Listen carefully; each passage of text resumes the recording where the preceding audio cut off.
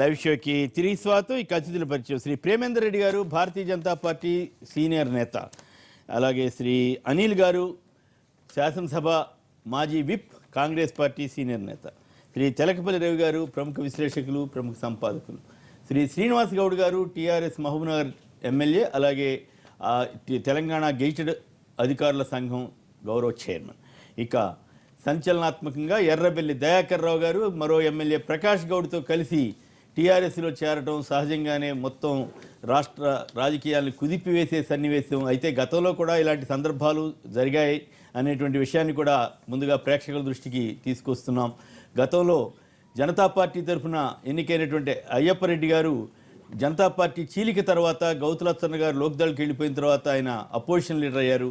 Opposition leader అయిన కొద్ది కాలానికే ఆయన పార్టీకి రిజైన్ చేసి అంజయ్ గారి క్యాబినెట్లో మంత్రి అయిపోయారు. అలాగే ప్రస్తుతం తమిళనాడు గవర్నర్గా ఉన్న రోసయ్య గారు కౌన్సిల్లో శాసన మండలి విపక్ష నేతగా ఉండేవారు. చెన్నారెడ్డిపై అనేక విమర్శలు గుప్పిస్తూ ఉండేవారు, హోటళ్ల ధరలు పెంచడం వీటన్నిటి మీద. ఆ తర్వాత కొద్ది రోజులకే చెన్నారెడ్డి క్యాబినెట్లో ఆయన మంత్రి అయిపోయారు. అంతేకాదు ఇటీవలి కాలంలో తెలుగుదేశం శాసన మండలి నేతగా బొడకుంటి వెంకటేశ్వర్లు గారు ఉన్నారు. వారు సైతం తన మరో నలుగురు ఎమ్మెల్సీలను కలుపుకుని టీఆర్ఎస్లో విలీనం చేస్తున్నట్లు ప్రకటించి మరి టీఆర్ఎస్లో టీడీపీ పక్ష నేతగా ఉన్న బొడకుంటి వెంకటేశ్వర్లు గారు కూడా, ఆయన కూడా వరంగల్ జిల్లా వారే, ఆయన కూడా టీఆర్ఎస్లో చేరిపోయారు. ఇక తాజాగా ఒక శాసనసభా పక్ష నేతగా ఉన్న ఎర్రబెల్లి దయాకర్ రావు గారు చేరిపోవటం సహజంగానే ఉత్కంఠ కలిగిస్తుంది.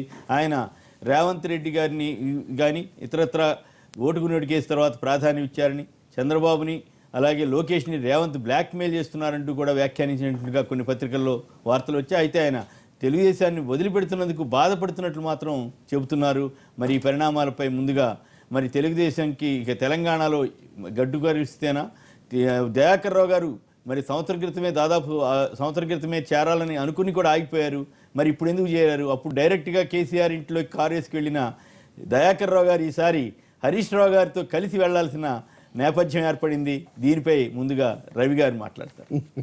మీరు చెప్పిన జాబితా అంతా చూస్తే ఫిరాయింపుదారులకు కూడా ఒక ఘనమైన చరిత్ర, సుదీర్ఘ చరిత్ర ఉందని చాలా స్పష్టంగా అర్థమవుతుంది. తప్పకుండా ఇప్పుడు జరుగుతున్న తెలంగాణ శాసనసభలో పరిణామాలు చెన్నారెడ్డి హయాంనే గుర్తు చేస్తాయి. జనతా ప్రభుత్వం అనే దేశం అంతా వచ్చినప్పుడు ఆంధ్రప్రదేశ్లో కూడా అటువంటి మార్పు వస్తుంది అనుకుంటే 100 మంది శాసనసభ్యులు గెలిచారు. 30 మంది అంటే కమ్యూనిస్టులు కూడా మీరు లెక్క 100 మంది ఉన్నారు. కానీ శాసనసభ ముగిసే సమయానికి కమ్యూనిస్టులు తప్ప ఇటు పక్కన ఎవరు లేరు, అందరూ చెన్నారెడ్డి పొజిషన్లో చేరారు. అంటే ఒక విధంగా అప్పటి ఇంకా ఫిరాయింపుల చట్టం రాలేదు, తర్వాత రాజు అది స్వేచ్ఛ ఉండేది ఇదంతా. కానీ ఇప్పుడు జరిగిన పరిణామం చూస్తే మీరు సంచలనం అంటున్నారు, నేను సంపూర్ణ చలనం అంటారు. సంపూర్ణ చలనం తెలుగుదేశం పార్టీ తన అస్తిత్వాన్ని కాపాడుకోవడంలోనండి, తన శాసనసభ్యుల విశ్వాసాన్ని పొందడంలో, దీంట్లో ఆ పార్టీ నాయకత్వం లేదా అధినేత, యువనేత కూడా విఫలమయ్యారు అనేది చాలా స్పష్టమవుతుంది. ఇక రెండో విషయము అంటే తెలుగు యువనేత లోకేష్ ఇప్పుడు లోకలేష్ కదా, ఆయనే కదా ఇక్కడ హైదరాబాద్ నాయకత్వం అంతా ఆయన చేతుల్లో పెట్టారు. అది ఒకటి. రెండవది టీఆర్ఎస్కు సంబంధించినంత వరకు వాళ్ళ వ్యూహంలో ఇది వ్యూహమా దాహమా అని ఎవరో అడిగారు. ఒక తీరని దాహం అన్నట్టుగా ఎంతమంది చేర్చుకునేటటువంటి అది మంగళగిరి పానగా లక్ష్మీ నరసింహస్వామి లాగా అటువంటి ఒక అంటే గ్రేటర్లో ఇంత పెద్ద రాజకీయ విజయం సాధించిన తర్వాత కూడా దాని ఆధారంగా రాజకీయ వాళ్ళే వెళ్తున్నారా? నిజానికి ఇప్పుడు అవసరం కూడా లేదు కదా, వాళ్ళే వెళ్తున్నారా, వీళ్ళు తీసుకెళ్తున్నారంటారా? మామూలుగా మన ఇంటికి ఎవరు రారండి, అంతేనా? ఒక వ్యక్తి ఒక ఇంటికి వెళ్ళాడంటే ఇంటి యజమానికి వచ్చేటటువంటి అతిథికి మధ్యలో సంబంధ బాంధవ్యాలు లేకుండా ముందు వెనక మాట్లాడుకోకుండా అట్లాంటిది ఒక శాసనసభ పార్టీ నేత వాళ్ళు ఒకటి చెప్తున్నారు, మా పార్టీకి ఇక్కడ భవిష్యత్తు లేదు, అభివృద్ధి కోసం భవిష్యత్తు లేదని అంచనా వాళ్ళకు ఉంటే ఉండొచ్చు, లేకపోవడానికి వీళ్ళు కూడా బాధ్యులే కదా, వీళ్ళు కూడా ఇంతకాలం నాయకులుగా ఉన్నారు. కానీ ఒకటి నిజం, ఎర్రబెల్లి విషయంలో రకరకాల కథనాలు ఎప్పటి నుంచో ఉన్నాయి.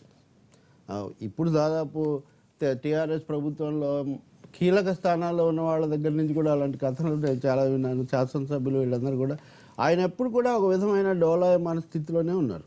చంద్రబాబుకు విశ్వాసం, తెలంగాణ పట్ల విశ్వాసం, కేసీఆర్తో సంబంధం, ఇవన్నింటినీ కూడా ఆయన అలాలు నడుపుకుంటూ వచ్చారు. అంతేగాని నేను అనుకోవటం ఇప్పుడేదో హఠాత్తుగా ఆయనకు ప్రాధాన్యత తగ్గి ఇప్పుడేదో రేవంత్ వచ్చి అది జరిగిందని నేను అనుకోను. రెండోది రేవంత్ తరహా దూకుడు అవి ఆయనకు అంతగా దూకుడు అంటే కూడా సరికాదు. ఇది జరిగిన తర్వాత కూడా బోడీ సీఎం అని ఆయన అన్నాడు అనుకోండి.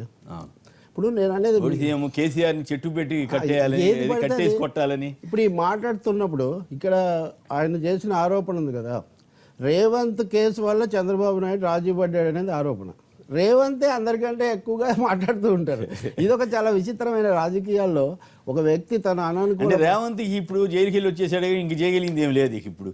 మరి చంద్రబాబు గారి ఇబ్బంది కదా. ఇప్పుడు మాగుంట గోపీనాథ్ పేరు వినిపిస్తూ ఉంది, అందుకని మిగిలిన 4-5 సభ్యుల్లో ఆయన ఒకరు కాబట్టి. అందువల్ల నేను అనుకోవటం ఇది హఠాత్తుగా జరిగిన పరిణామం కాదు, నడుస్తూ వస్తుంది. టీఆర్ఎస్కి అవసరం ఉందా లేదా, మన శ్రీనివాస్ గౌడ్ లాంటి సమరశీల కార్యకర్తలు ఎప్పటి నుంచో ఉండగా ఎందుకని అవతలి అదేంటి కేసీఆర్కే తెలియాలి.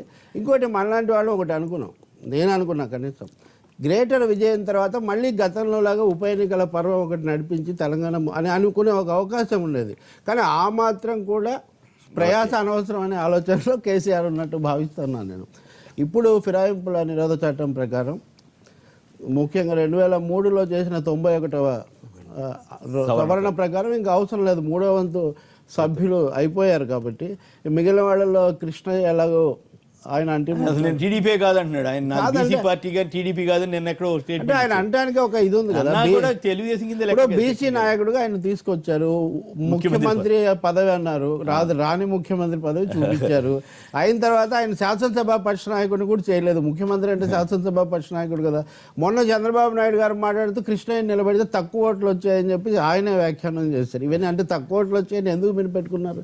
ఈ వైరుధ్యాలన్నింటి మధ్యలో ఆయన తనకు వ్యవస్థ ఒకటి ఉంది కదా, దాన్ని మళ్ళీ పునరుద్ధరించుకునే అవకాశం ఉంటుంది. కాబట్టి తప్పకుండా టీటీడీఎల్పీ అనేది గత ఒకటి ఉంది. అయితే మిగిలిన సభ్యులకు విలీనం నచ్చకపోతే 91వ సవరణ వాళ్ళు తమకు గ్రూప్గా ఏర్పడే అవకాశం, సొంతంగా వాళ్ళు విలీనం అంటారు లేదు అలా అనకూడదు, మాకు ఇష్టం లేదు అని. ఇప్పుడు అనిల్ వీళ్ళు కలిసినప్పుడు శోభనాగిరెడ్డి గారి ఇష్యూ కూడా అట్లా జరిగింది కదా, పిఆర్పి అనిల్ వీళ్ళు విలీనమైనప్పుడు కూడా జరిగింది.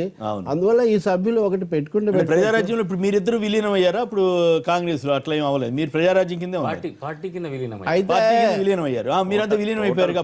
నేను చివరిగా 2 ముక్కలు, ఈ సామూహిక ఫిరాయింపుల పర్వం నవ తెలంగాణకు అవసరమై ఉండేదా లేదా అన్నది టీఆర్ఎస్ ఆలోచించారు. రెండో మాట, 15 మంది సభ్యులు గెలిపించిన తెలంగాణ ప్రజల ముందు ఇంతమందిని కోల్పోవడానికి చంద్రబాబు నాయుడు ఏం కారణం చెప్తారు? వాళ్ళని తిట్టడం ఒకటే సరిపోదు, నాయకుడు. అయితే ఇక్కడ ఆసక్తికరమైన విషయం, ఇవాళ ఇంకో వార్త వచ్చింది, నిన్న క్రానికల్లో వచ్చింది, వాళ్ళ ఈనాడులో కూడా వచ్చింది.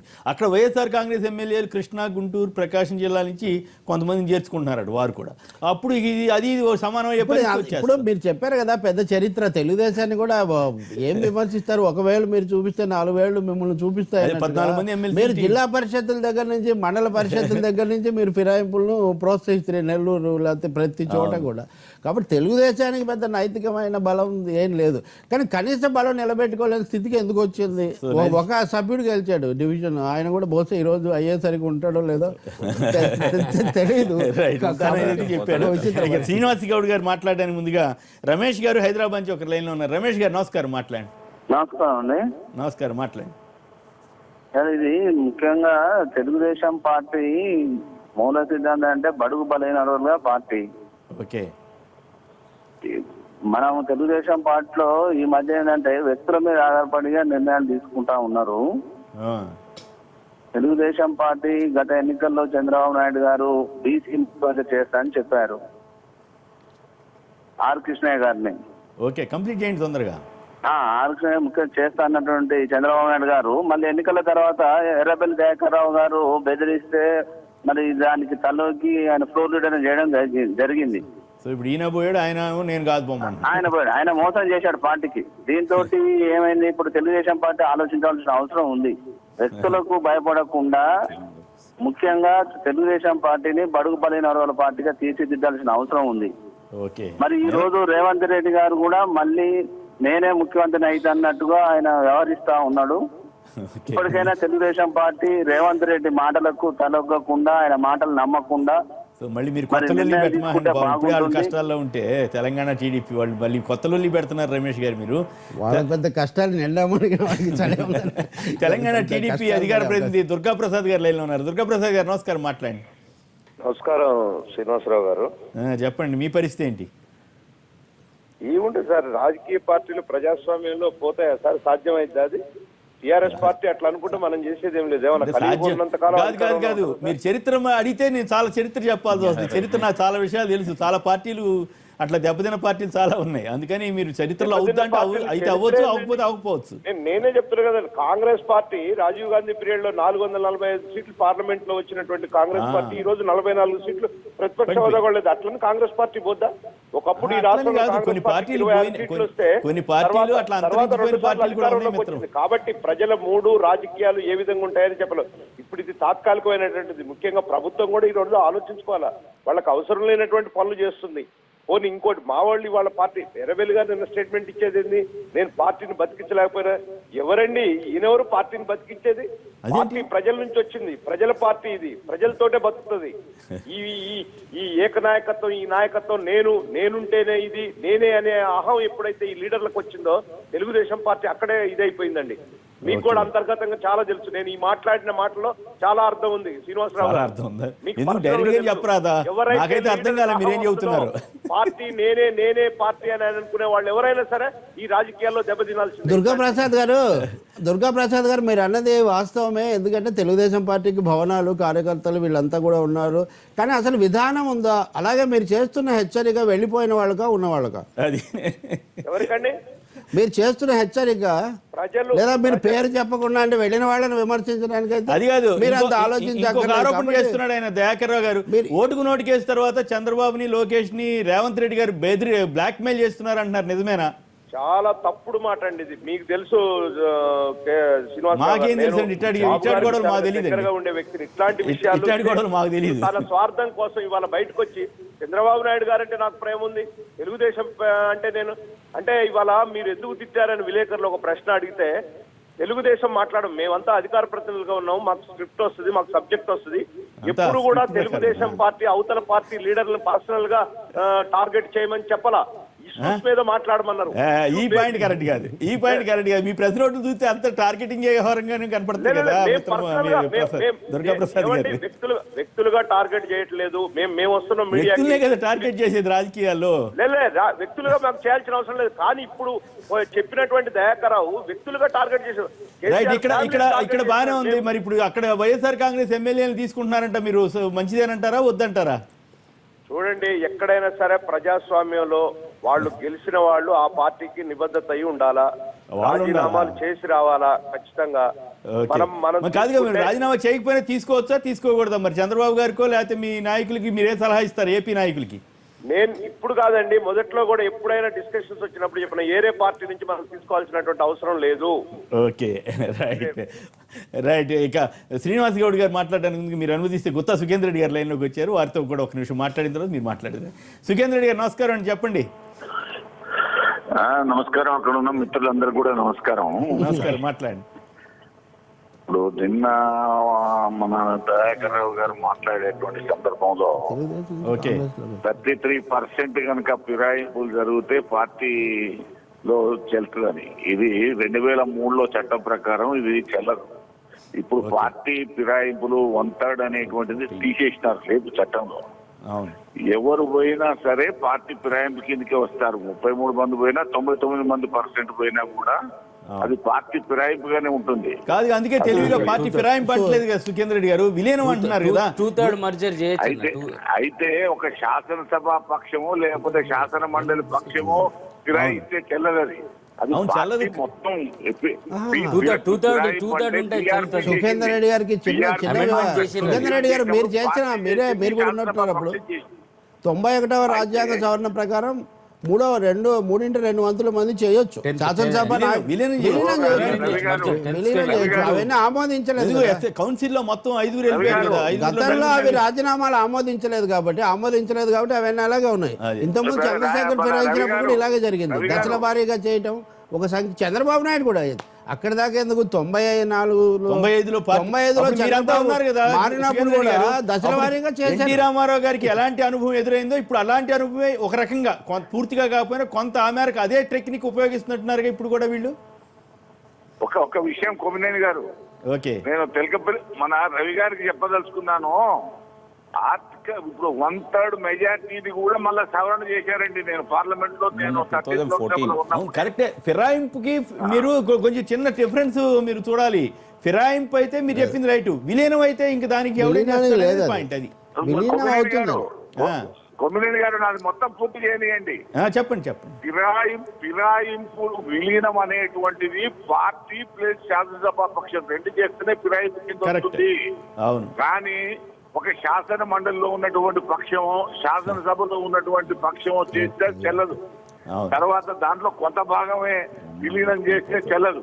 అవును, ఇది మనం క్లారిటీగా చూడాల్సినటువంటి కానీ చెల్లింది కదా. మొన్న స్వామిగౌడ్ గారు చేశారు కదా, ఎవరేం చేయగలిగారు ఇప్పుడు దాన్ని? ఇప్పుడు అందుకనే ఇవన్నిటి మీద కూడా సుప్రీం కోర్టు ఒక జడ్జిమెంట్ ఇవ్వాలి. మీద ఇప్పటికే కోర్టులలో తర్వాత ఇవన్నీ కూడా రేపు పార్లమెంట్ ముందుకు వస్తాయి. అరుణాచల్ ప్రదేశ్ సంఘటనలు తర్వాత ఈ ఫిరాయింపుల మీద కూడా రేపు పార్లమెంట్ లో డెఫినెట్ గా దీని మీద డిస్కషన్ వస్తుంది. దీని మీద కావాల్సినటువంటి చర్యలు కానీ సవరణలు కానీ పార్లమెంట్ తీసుకురావాల్సినటువంటి అవసరం కూడా ఉన్నది. దీని మీద ఒక క్లారిటీ రావచ్చు. ఇంప్లిమెంట్ చేయడంలో విఫలం చెందినప్పుడు దాని మీద ఏం చేయాలనేటువంటిది అది చేయొచ్చు. అది రాజకీయంగా అది కరెక్ట్. శ్రీనివాస్ గౌడ్ గారు మాట్లాడండి. మీ వైఖరి మీద మీరేంటి అసలు సమర్థిస్తారా? ఎట్లా దీన్ని మీరు ఎట్లా విశ్లేషిస్తారు? మీరు ఎందుకు ఆకర్షిస్తున్నారు ఇప్పుడు? ఆకర్షించకపోతే చెట్టు కట్టేసి కొడతారన్న దయాకర్ రావు గారు ఇప్పుడు మీ పార్టీలో ఎట్లా చేరారు? హరీష్ రావు గారును దయాకర్ రావు గారు ఎట్ట తిట్టుకున్నారు? వాళ్ళిద్దరు ఎట్లా ఒకటయ్యారు? ఇప్పుడు ప్రజాప్రతినిధులు ఎవరే కానీ ప్రజలు ఎటువైపు ఉంటే అటువైపు ఉండాలని కోరుకుంటారు. ప్రజల తీర్పు చూసిన తర్వాత ప్రజల తీర్పు అనేది ఎలక్షన్ ద్వారా బయటపడుతుంది. ప్రజల అభిప్రాయం ఏముంది, పార్టీ పైన ఏముంది, మా నాయకుని పైన ఏముంది అనేది.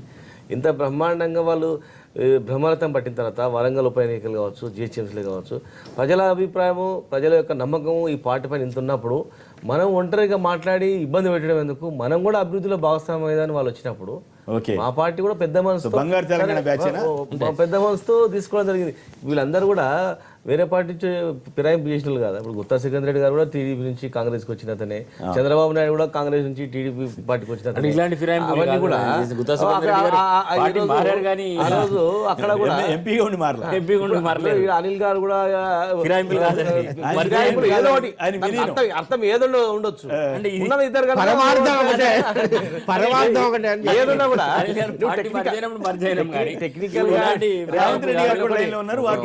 టెక్నికల్ గా ఏదైనా అర్థాలు రావచ్చు.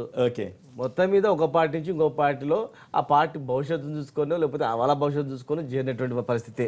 ఇంకా దానిలో అర్థాలు తీసుకొచ్చి టెక్నికల్ గా లీనమా లేకపోతే మర్జిడా లేకపోతే ఇంకేమైనా ఫిరాయింపా అనేది అర్థాలు వేరు. ఇప్పుడు ఏం చేయబోతున్నారు? మెర్జి చేయబోతున్నారా, ఫిరాయింపు చేయబోతున్నారా? అసలు చట్ట ప్రకారం అనుమతి ఉంటే మీరు చెప్పినట్ల తెలకపల్లి రవి గారు చెప్పినట్ల పార్టీ కమిటీ తీర్మానం చేయాలి, అసెంబ్లీకి పక్షం కూడా తీర్మానం చేయాలి. కానీ అంటే అప్పుడు తెలుగుదేశం ఎన్టీ రామారావు దించినప్పుడు అనుసరించిన పద్ధతి అది. రెండు చేశారు కాబట్టి దాని టెక్నికల్ గా దే ఆర్ రైట్. కానీ ఇక్కడ కౌన్సిల్లో ఒక చోట చేసేసి అయిపోయింది పొమ్మన్నారు. మళ్ళీ ఇప్పుడు రేపు అసెంబ్లీ కూడా అట్లా పోటీ పార్టీ పెడతారు సార్. ఇప్పుడు రామారావు అధ్యక్షుడిగా ఉండగానే తెలుగుదేశం ఏర్పడింది కదా, దాని తిరుగుబాటు లాగా వచ్చింది. నేను దీన్ని పోల్చను. కానీ ఇక్కడ ఉన్న తెలుగుదేశం శాసనసభ పక్షంలో తిరుగుబాటే.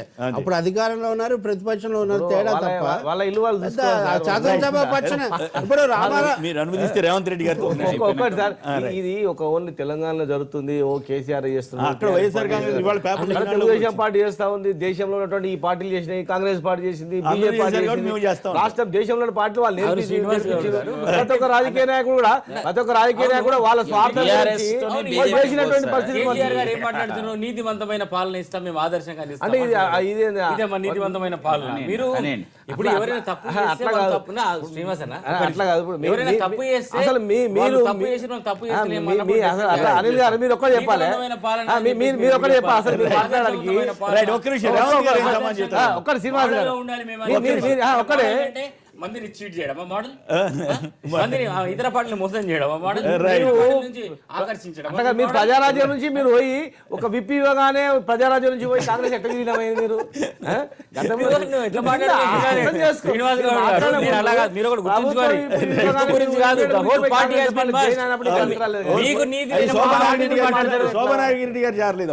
మాది మర్చి అయింది కదా, మీతో పాటు పార్టీ ప్రెసిడెంట్ వర్క్ చేశాడు కదా. ఇప్పుడు మీలాగా పోయినావా రైట్, ఒక్క నిమిషం రేవంత్ రెడ్డి గారు చెప్పండి, ఏంటి మీరు బ్లాక్ మెయిల్ చేస్తున్నారని దయాకర్ రావు గారు ఆరోపిస్తున్నారు, మీ దెబ్బకి వెళ్ళిపోయాను అంటున్నాడు, ఏంటి ఆయన? ఇప్పుడు దయాకర్ రావు గారి గురించి మాట్లాడడం అంటే వారి పేరు తీసుకోవడం కూడా సమయం వృధా అండి. అదేంటి అట్లా అంటారు? ఎట్లా అంటే అట్లా 5 సార్లు ఎమ్మెల్యే అయ్యి ఒకసారి ఎంపీ అయ్యి విప్పుగా చేసి ఇప్పుడు మీ పార్టీ నాయకుడిగా ఉన్న వ్యక్తి కదా. వారు ఎన్ని రోజులు ఏం పని చేసిండని కాదు, ఇన్ని రోజులు ఇన్ని చేసిండి ఈ పార్టీ నుంచి. మరి ఇప్పుడు పార్టీ ఫిరాయించి నేను పైన డైరెక్షన్ ఇస్తేనే కేసీఆర్ ను తిట్టినా, లేకపోతే నేను తిట్టటోని కాదు కేసీఆర్ దేవుడు అని ఎవరైనా మాట్లాడతారండి? 5 సార్లు ఎమ్మెల్యే అయినోళ్ళు, ఒకసారి ఎంపీ అయినోడు, పార్టీ పుట్టినప్పటి నుంచి ఉన్నోడు, పార్టీ పొలిట్ బ్యూరో మెంబర్, పైన చెప్తే నేను కింద చంద్రశేఖరరావు గారిని తిట్టినా నన్ను క్షమించండి అని టీఆర్ఎస్ కార్యకర్తలకు క్షమాపణ చెప్పే పరిస్థితి వచ్చిందంటే దిగజారుడుతనం అనేది ఏ స్థాయిలో మీరు గమనించాలి కొమ్మినేని గారు. వారు క్షమాపణ చెప్పాల్సి వస్తే తెలుగుదేశం పార్టీ కార్యకర్తలు తమ చెమట రక్తాన్ని ప్రాణాలను సైతం లెక్క పెట్టకుండా దయాకర్ రావు గారి గెలుపులో భాగస్వామ్యం తీసుకున్నారు. ప్రతాప్ రెడ్డి అని ఒక ఆయన అనుచరుడిని నడి బజార్లో నరికి చంపిండ్రు ఈయన కోసం పనిచేస్తే. అట్లా ఎంతో మంది దయాకర్ రావు గారి కోసం తెలుగుదేశం పార్టీ కార్యకర్తలు చచ్చిపోయి దయాకర్ రావు గారిని గెలిపించిండ్రు. వారు క్షమాపణ చెప్పాల్సి వస్తే తెలుగుదేశం పార్టీ కార్యకర్తలకు క్షమాపణ చెప్పాలి కానీ ఈ రోజు టీఆర్ఎస్ కార్యకర్తలకు క్షమాపణ చెప్తున్నారంటేనే వారి వ్యవహార శైలి ఏ రకంగా ఉందో మనం అర్థం చేసుకోవచ్చు. కాబట్టి దయాకర్ రావు గారు పెద్దలు గొప్పోళ్ళు, వారి గురించి మనం మాట్లాడుకోవడం పెద్ద ప్రయోజనం అని నేను అనుకోవడం లేదు. ఈ సందర్భంలో చర్చలో ఏదైతే జరుగుతుందో 1-2 అంశాల పట్ల స్పష్టత ఇద్దామని వచ్చిన కొమ్మినేని గారు, పార్టీ ఫిరాయింపులకు సంబంధించిన చర్చ ఏదైతే జరుగుతుందో, ఇంతకుముందు మిత్రుడు శ్రీనివాస్ గారు చెప్తున్నారు చంద్రబాబు నాయుడు గారు మారలేదా, అనిల్ మారలేదా, సుఖేందర్ రెడ్డి మారలేదా అని. సుఖేందర్ అన్న కానీ చంద్రబాబు నాయుడు గారు కానీ ఇంకెవరైనా కానీ ఒక పార్టీ చేత ఎన్నిక కాబడి ఆ పార్టీ పదవితో ఇంకో పార్టీలకు పోలేరు. వాళ్ళు ఏ పదవి లేనప్పుడు ఇతర పార్టీలకు పోయినరు, ఆ పార్టీ మ్యాండేట్ మీద గెలిచింది. ఇటు సుఖేందర్ అన్న అయినా కూడా, అటు చంద్రబాబు నాయుడు గారు అయినా, ఇంకెవరైనా. ఇక మిత్రుడు అనిల్ విషయానికి వస్తే టోటల్ గా వాళ్ళ పార్టీయే పూర్తిగా విలీనం చేసింది. అందరు కలిసి అన్ని జిల్లాల శాఖలు తీర్మానాలు చేసి, రాష్ట్ర శాఖ కూడా తీర్మానం చేసి ఒక పార్టీ ఇంకొక పార్టీలో విలీనం జరిగింది తప్ప పార్టీ ఫిరాయింపులు జరగలేదు. నెంబర్ 1. నెంబర్ 2, ఈ రోజు ఫిరాయింపుల గురించి లేకపోతే పెద్దలు తెలకపల్లి రవి గారు విశ్లేషిస్తున్నది పెద్దలకు మరి పూర్తి స్థాయిలో అవగాహన ఉన్నది కానీ ఎందుకో మరి కొన్ని విషయాలలో వారు చూసి చూడనట్టుగా చెప్తున్నారేమని అనుమానం వచ్చి గుర్తు చేయదలుచుకున్నాను. ఇప్పటి వరకు పార్టీ ఫిరాయించిన వాళ్ళ మీద అందరి మీద అనర్హత వేటేయమని మేము ఫిర్యాదులు చేయడం జరిగింది. దాని మీద కేసు ట్రయల్ జరగడం జరుగుతుంది. హైకోర్టుకి వెళ్ళాం, సుప్రీంకోర్టు పోయింది. కోర్టులో కేసులు జరుగుతున్నప్పుడు ఇప్పుడు ఇంకొంతమందిని తీసుకొని వీళ్ళందరినీ మేము కలిపి తీర్మానాలు చేసి విలీనం చేస్తామంటే, ఒక మనిషిని ఎవరైనా హత్య చేస్తే 20 సంవత్సరాలు ట్రయల్ నడిపి ఈ 20 సంవత్సరాలు బతుకుని ఆయన ఎలాగో చచ్చిపోతుండే కాబట్టి, ఆయన వయసు అయిపోయింది, 100 ఏళ్ళు దాటిపోయింది కాబట్టి ఆయన వయసు అయిపోయింది, ఇంకా శిక్ష చేయాల్సిన అవసరం లేదు, చచ్చిపోయేట ఆయన అప్పుడైంది ఇప్పుడైతుంది ఎప్పుడైనా చచ్చిపోయినట్టే కదా అని అన్నట్టుగా ఉంది. ఇక్కడ ఆల్రెడీ పార్టీ ఫిరాయించిన వాళ్ళ మీద స్పష్టంగా చర్యలు తీసుకోమని ఫిర్యాదులు ఉన్నాయి. ఫిర్యాదులు పార్టీల నుంచి సస్పెండ్ చేయడం జరిగింది. వాళ్ళను ఎవరికి వాళ్ళను విడతల వారిగా సస్పెండ్లు జరిగినాయి, విడతల వారిగా ఫిర్యాదులు జరిగినాయి. కాబట్టి విలీనం అనే చర్చ ఎప్పుడు కూడా పార్టీలదే విలీనం ఉంటది, శాసనసభ పక్షం విలీనం ఉండదు. శాసనసభ పక్ష విలీనం అనేది శాసన మండలిలో, ఒక్క నిమిషం కొమ్మినేని గారు, చంద్రశేఖరరావు గారి నాయకత్వంలో చట్టాల ఉల్లంఘన ఏ రకంగా జరుగుతుందంటే శాసన మండలిలో తెలుగుదేశాన్ని, శాసనసభలో బీఎస్పీని విలీనం చేసుకుంటున్నట్టుగా స్పీకర్లు ఆదేశాలు ఇచ్చిండ్రు. మేము ఆ రోజే నిరసన చెప్పినాము. కేసు ఫైల్ చేయాల్సిన మా ఫ్లోర్ లీడర్ దయాకర్ రావు గారు ఆ రోజు అడిగితేనే వాటి మీద కేసులు పెట్టండి అంటే, ఇంక ఇప్పుడు ఏముందులే వాళ్ళు పోయిండ్రు కదా వాళ్ళ మీద కేసు ఎందుకని అన్నాడు. అనర్హత ఎమ్మెల్యేల మీద మాత్రం కేసు ఫైల్ చేయడం జరిగింది.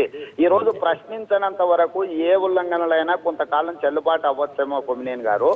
న్యాయస్థానాలు ఒకవేళ శాసనసభలో న్యాయం జరగనప్పుడు స్పీకర్ గారైనా రాజ్యాంగ పరిధిలో లోబడి మాత్రమే నిర్ణయాలు తీసుకోగలుగుతారు కానీ రాజ్యాంగంలో లేని నిర్ణయాలు స్పీకర్ గారు తీసుకున్నారనుకోండి, అవి న్యాయస్థానాల సమీక్షకు తప్పకుండా వస్తాయి. న్యాయస్థాన సమీక్ష చేస్తాము. పార్టీ రేవంత్ రెడ్డి గారు అంటున్నారు కాబట్టి నేను చూసి చూడనట్టుగా పోవడం లేదు.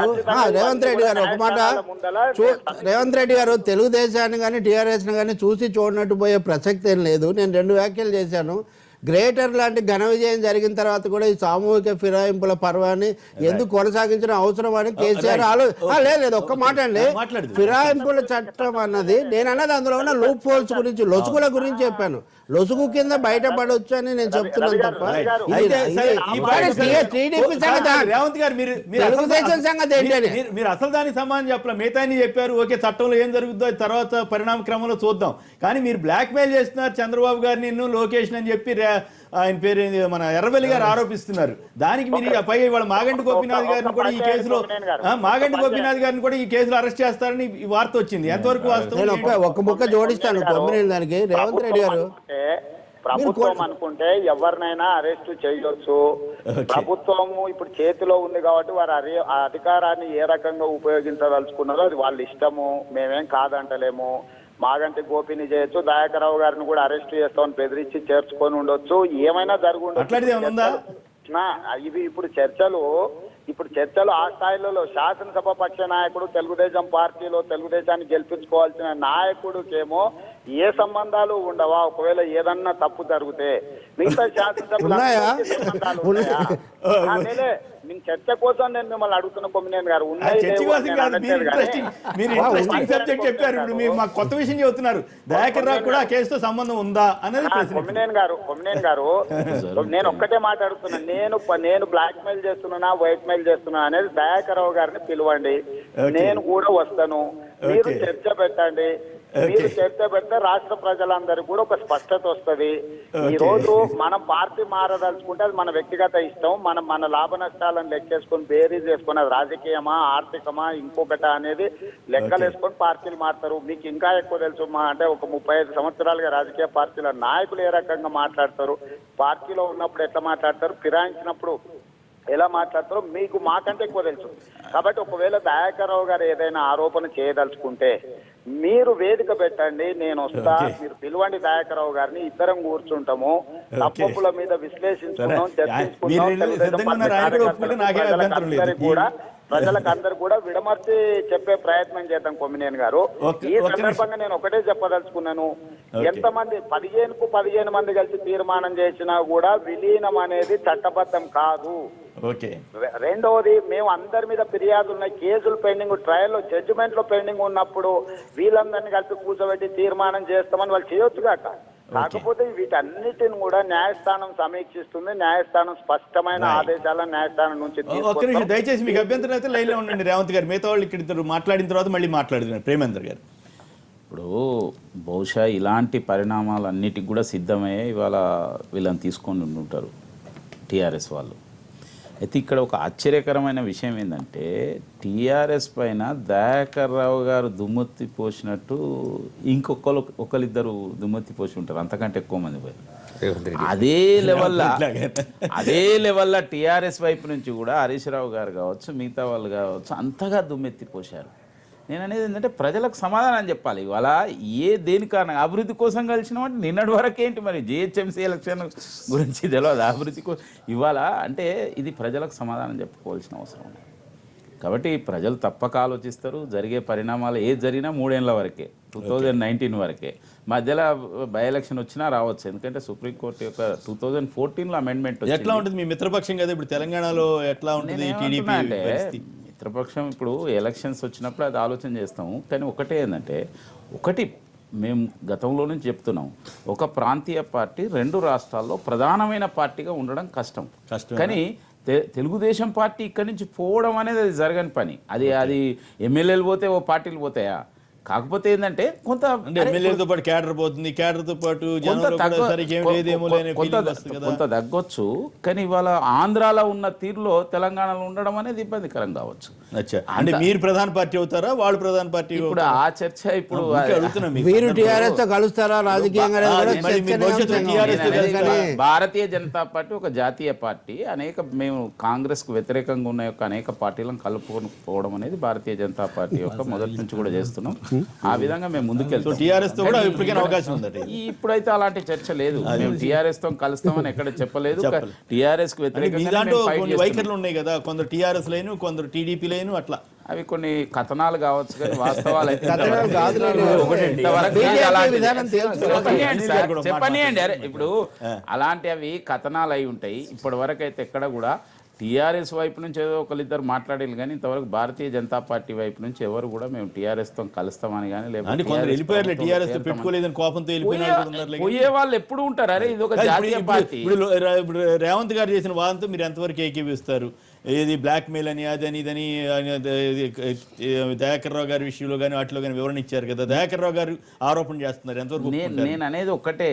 ఇప్పుడు నేను అదే చెప్పిన కదా, ఇంతగా ఒకరిపైన ఒకరు దుమ్మెత్తు పోసుకున్న వాళ్ళు ఇవాళ కలవడంలో ప్రజలకు సమాధానం చెప్పవలసిన అవసరం ఉన్నది. అంటే నిన్నటి వరకు ఎన్ని ఆరోపణలు చేసుకున్నారు అనేది బోత్ సైడ్. ఇది కేవలం దయాకర్ రావు సైడే కాదు, ఇవాళ టీఆర్ఎస్ కూడా చెప్పవలసిన అవసరం ఉన్నది. మీరు ఏ ప్రయోజనాన్ని ఆశించి ఇట్లా ఈ విధంగా వ్యవహారాన్ని మొన్న వరంగల్ ఎలక్షన్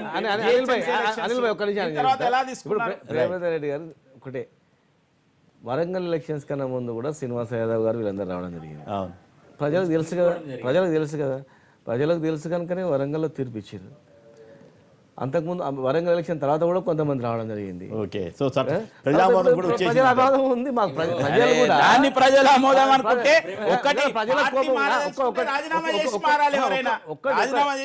ఒక్కటి ఈరోజు జిహెచ్ఎంసీ ఎలక్షన్ కన్నా ముందు కూడా కొంతమంది పార్టీ మారడం జరిగింది. ప్రజలందరూ కూడా గమనించారు, ప్రజలందరూ మా వైపు ఉన్నారు. పనిచేస్తామని వచ్చినప్పుడు తిట్టిన ఒక్క నిమిషం అండి, పవర్ గురించి ఇప్పుడు జనరల్ గా పవర్ గురించి ఆలోచన మేము చేస్తే మాకు అవసరమే లేదు కదా. మాకు పవర్ అవసరం లేదు, వాళ్ళ ఎమ్మెల్యేలు కూడా మాకు అవసరం లేదు, మాకు బలం ఉంది, అన్నీ ఉన్నాయి. మా పార్టీ ఉద్యమ సమయంలో కూడా మా పార్టీ కలిసిగా తెలంగాణ రాష్ట్రాన్ని సాధించుకుందామని చెప్పి అందరిని కలుపుకున్నది. ఈ రోజు అభివృద్ధిలో కూడా మేము భాగస్వామ్యం అయితే వచ్చిన మేము కాదని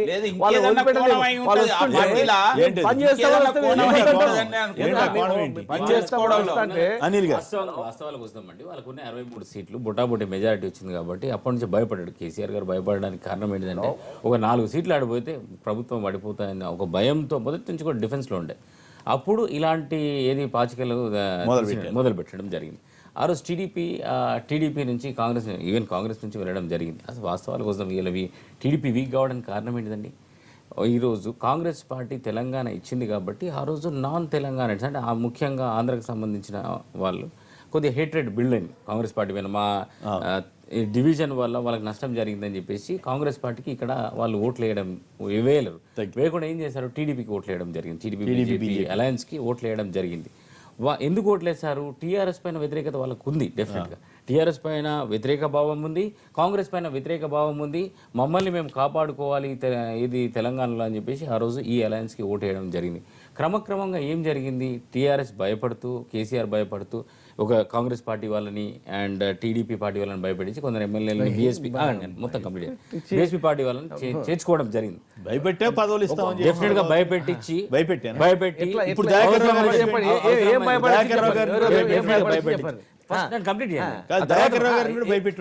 డెఫినెట్ ఏదో ఒక రకంగా జరిగి ఉంటుందండి. నేను చెప్తాను, will come to that point.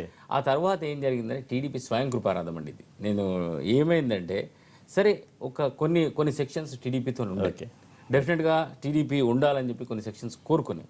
కానీ క్రమక్రమంగా ఏం జరిగిందంటే ఈ ఓటుకు నోటు కుంభకోణం తర్వాత చంద్రబాబు నాయుడు గారు భయపడి తెలంగాణ ఇది ఆంధ్రప్రదేశ్కి వెళ్ళిపోవడము, ఆ తర్వాత కేసీఆర్ గారు అమరావతి వెళ్ళడం, ఈయన యాగానికి రావడం, ప్రజల్లో ఏమొచ్చిందంటే టీడీపీ టీఆర్ఎస్ అన్న ఒకటి టీడీపీ టీఆర్ఎస్ ఒకటే కదా, మరి మనకు వీళ్ళతో ఎందుకు వైరం అని చెప్పేసి వాళ్ళు కూడా టీఆర్ఎస్ కి మొన్న టీడీపీ ఇప్పుడు కూడా టీడీపీ టీఆర్ఎస్ ఒకటే అనుకుంటున్నారు. దానివల్ల ఇవాళ ఇప్పుడు మొన్నటి వరకు జరిగిన పరిణామాలు వేరు. ఇప్పుడు జిహెచ్ఎంసీ ఎలక్షన్స్ తర్వాత అంతో ఇంతో ఈ టీడీపీకి ఉనికి ఉంది ఈ జిహెచ్ఎంసీ ఏరియాలో అండ్ ఖమ్మంలో కొద్దిగా ఉంది టీడీపీ ఉనికి. జిహెచ్ఎం ఎక్కడైతే ఉనికి ఉందో అక్కడే ఉనికి కోల్పోయినప్పుడు నిజంగా ఈ టీడీపీ ఎమ్మెల్యేలు కూడా ఎందుకు ఉండాలని కోరుకుంటారు చెప్పండి? సో ఎలక్ట్రానిక్ కరెక్ట్ అంటే డెఫినెట్ గా ఈ పార్టీ అనేది ఉంటుందో నాకు డౌట్. రేవంత్ రెడ్డి గారు మంచి మిత్రుడు అంటే వాస్తవాలు విశ్లేషించుకుంటే ఆ రోజు నుంచి ఓటుకు నోటు కుంభకోణం నుంచి వీక్ అని అవ్వకుండా వచ్చింది. రైట్, ఒక్క నిమిషం రేవంత్ రెడ్డి గారు సమాధానం చెబుతారా సార్? కొమ్మినేని గారు, ఇప్పుడు మిత్రుడు శ్రీనివాస్ గారు పార్టీకి మా అభివృద్ధిని పార్టీ ఫిరాయింపులను అందరూ ఆమోదించిందని వారు చెప్తున్నారు. వారికి మహేశ్వరం నియోజకవర్గంలో ఆర్కేపురం అనే డివిజన్ ఉన్నది. ఆర్కేపురంలో తీగల కృష్ణారెడ్డి గారు స్వయంగా ఆయన కోడల్నే పెట్టుకున్నాడు. కొడుకు భార్య పోటీలో పెడితే 3rd ప్లేస్ లో ఓడించారు. భారతీయ జనతా పార్టీ గెలిచింది, కాంగ్రెస్ 2nd ప్లేస్ వచ్చింది. టీఆర్ఎస్ స్థానిక శాసనసభ్యుడి కుటుంబ సభ్యురాలని పోటీ పెడితే 3వ స్థానం ఇచ్చిండ్రు ప్రజలు. అంటే పార్టీ ఫిరాయింపులను అదే విధంగా మంచిరెడ్డి కిషన్ రెడ్డి కొడుకు గతంలో కార్పొరేటర్, ఈసారి టీఆర్ఎస్ఏ టికెట్ ఇవ్వలే. అతను పోటీ చేస్తాను తీవ్రంగా ప్రయత్నం చేస్తూ కూడా టికెట్ ఇవ్వలేదు. పార్టీ ఫిరాయింపులను ప్రజలు ఆమోదించినట్టుగా చెప్పకండి దయచేసి. మీ టీఆర్ఎస్ పార్టీ ఆమోదించుండొచ్చు, మాకేం అభ్యంతరం లేదు. తెలుసు ఇలాంటి వాళ్ళు పదవులు తన్నుకపోతుంటే మొదటి నుంచి ఉద్యమం చేసిన మిత్రుడు శ్రీనివాస్ కి ఎంత ఆవేదన ఉందో నాకు తెలుసు. మా జిల్లాలో వారు ఎంత బాధపడుతున్నారో మాకు తెలుసు. లాఠీలతో కొట్టించిన జూపల్లి కృష్ణారావు గారు మంత్రి ఉండి శాసనాలు చెప్తుంటే మిత్రుడు శ్రీనివాస్ ఎంత కుమిలిపోతున్నాడో నాకు తెలుసు. కనీసం ఎంఆర్ఓ ట్రాన్స్ఫర్లలో కూడా వాళ్ళని కన్సల్ట్ చేయలేదని 15th ఆగస్టు రోజు వాళ్ళకి గౌరవం లేదని రేవంత్ గారు మీ నేర్పరితనం అంతా ఉపయోగించి మీరు శ్రీనివాస్ గారు ఇన్ఫ్లుయెన్స్ చేస్తున్నారు. మీ నేర్పరితనం అంతా ఉపయోగించి మొదటి నుంచి ఉద్యమంలో ఉన్నోళ్ళు ఈ రోజు అకస్మాత్తుగా ఊడిపడ్డోళ్ళ దయా దాక్షిణ్యాల మీద రాజకీయాలు చేయాల్సిన పరిస్థితులు ఏవైతే వచ్చినాయో అవి దురదృష్టకరం. వాళ్ళ ఇష్టం, వాళ్ళ పార్టీ వాళ్ళు ఏమని చేసుకుని వాళ్ళ అంతర్గత ప్రజాస్వామ్యం, దాని మీద నేను మాట్లాడదలుచుకోలేదు. కానీ సొంత జిల్లా మా మిత్రుడు ఆవేదన నాకు తెలుసు. జూపల్లి కృష్ణారావు గారు ఎంతమంది తెలంగాణ ఉద్యమకారుల మీద లాఠీ చార్జీలు చేయించండు, కాళ్ళు చేతులు ఇరగొట్టించండు, ఎంతమంది మీద కేసులు ఉండవు శ్రీనివాస్ గారిని చెప్పమని ఉంది. ఈ రోజు వారి మంత్రి అయి పైన కూర్చున్నాడు. మొదటి నుంచి తెలంగాణ జెండా మోసిన తెలంగాణ కూర్చున్నారు. తెలివిగా అట్లా కాదు రేవంత్ గారు మీరు తెలివిగా మాట్లాడగలరు, తెలివిగా వాదించగలరు, నేను కాదనట్లా. కానీ ఇప్పుడు అనిల్ గారు మీకు సలహా ఇచ్చారు. అనిల్ గారు సలహా ఇచ్చారు, తెలుగుదేశం తెలంగాణలో ఉండేది కాదు పోయేది కాదండి, కష్టమేనండి అని సలహా ఇస్తున్నారు. మిగతా కూడా చేరిపోతే బెటర్ అంటున్నాడు ఆయన. ఇప్పుడు కొమ్మినేని గారు, నేనేమంటున్నానంటే మొన్న గ్రేటర్ హైదరాబాద్ లో ఎన్నికలు జరిగితే కాంగ్రెస్ పార్టీకి 9% ఓట్లు వచ్చినాయి, 2 సీట్లు వచ్చినాయి. వాళ్లకు 24% ఓట్లు వచ్చిన మాకు 1 సీటు వచ్చింది. మీకు తెలుసు 15% వచ్చిన ఎంఐఎం కు 45 సీట్లు వచ్చినాయి. కాబట్టి 24% ఓట్లు వచ్చిన పార్టీ లేదు. కానీ 9% ఓట్లు వచ్చిన పార్టీ మాకు సలహాలు చెప్తే మీరు 5 రూపాయల భోజనాలు చేసి వాళ్ళకి ప్రచారం చేసిందని మీ పార్టీ వాళ్ళే అంటున్నారు. మీరు మాకు సలహా ఇచ్చే బదులు మీ సొంత పార్టీలో మీరు సర్దిద్దుకొని వ్యవహారాన్ని చక్కదిద్దుకుంటే బాగుంటుంది. నాకు మంచి మిత్రుడు అనిల్, నా మంచి కోసం ఏదైనా చెప్తామన్న ఉద్దేశం ఉండొచ్చు. కానీ గారు, ఇక్కడ జరుగుతున్న పరిణామాలు తెలంగాణకు మంచిది కాదు. చంద్రశేఖరరావు గారి వ్యవహార శైలి ఏదైతే ఉన్నదో ఇది తెలంగాణ గౌరవాన్ని దెబ్బతీసే విధంగానే ఉంటుంది తప్ప పెంపొందించడానికి లేదు. అదే ప్రజాస్వామ్యంలో న్యాయం కాస్త ఆలస్యం కావచ్చు కానీ న్యాయం జరగకుండా పోదు. చంద్రశేఖరరావు గారు తీసుకున్న ప్రతి నిర్ణయం మీద న్యాయస్థానాలలో ఖచ్చితంగా ఆదేశాలు ఇప్పిస్తాం. రేవంత్ తప్పకుండా చంద్రశేఖరరావు గారి విధానాలు రాజకీయంగా మీరు వ్యతిరేకించండి, న్యాయస్థానాలు కూడా పోరాడడానికి, తెలుగుదేశాన్ని కాపాడడానికి. తెలుగుదేశం లోపాలేం లేవా? మీ శాసనసభ పక్ష నాయకుడు కూడా వెళ్ళాడంటే మీ పార్టీ ఆత్మశోధన చేసుకోవాల్సిన అవసరం లేదా? రెండవది, మీరు తెలివిగా వాదిస్తారని దాని నుంచి కొమ్మినేని చెప్తున్నారు. మనిద్దరం కూడా ముందు నుంచి కలిసి అన్ని చూస్తున్నటువంటి వాళ్ళం. ఇంత తెలివిగా వాదించే మీరు ఎందుకని ముఖ్యమంత్రి మీద తరచూ సహనం కోల్పోయి కొన్ని వ్యాఖ్యానాలు చేస్తున్నారు? చంద్రబాబు అయినా చంద్రశేఖరరావు అయినా కొన్ని మనం పాటిస్తాం కదా. నిన్న కూడా అంతకుముందు శాస్త్రం మీరు ఆ శైలి ఏమైనా మార్చుకునే అవకాశం చాలా మార్పు కనపట్ల. రవి గారు, మీకు అవసరమా మీలాంటి వాదన పట్టిన కలిగిన వ్యక్తి? రేవంత్ రెడ్డి గారేమో ఒంటి కాలం కేసీఆర్ పైన కొట్లాడు. మీరేమో ఒంటి కాలుపై కేసీఆర్ పైన, కేసీఆర్ ప్రభుత్వం పైన మీరు కొట్లాడితే, చంద్రబాబు నాయుడు ఏమో కేసీఆర్ ఏమో చెట్టపట్టలు వేసుకొని తిరుగుతే అసలు ఏంది? దీనికి మీరు సమాధానం చెప్పాల్సిన అవసరం. ఆయన అమరావతి వస్తాడు, మొన్న విమర్శ కూడా ఏం చేయలేదు. మొన్న బహిరంగ సభలో ఒక విమర్శన చేశారు.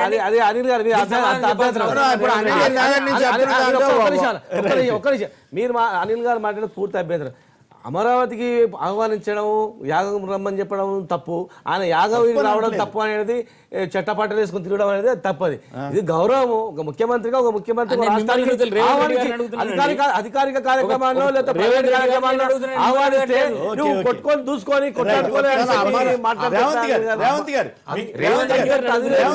కీలకమైన ప్రశ్న అనిల్ గారు వేసింది, చాలా కీలకమైన ప్రశ్న. మీరేమో విమర్శలు చేస్తూ పోరాడుతూ ఉంటే చంద్రబాబు గారు కేసీఆర్ గారు స్నేహంగా ఉంటున్నారు కదా అన్నది వారి ప్రశ్న. మీకు అభ్యంతరం లేకపోతే ఒక చిన్న విరామం తర్వాత మీరు సమాధానం చెబుతారు, కానీ ఇప్పుడు ఒక చిన్న విరామం.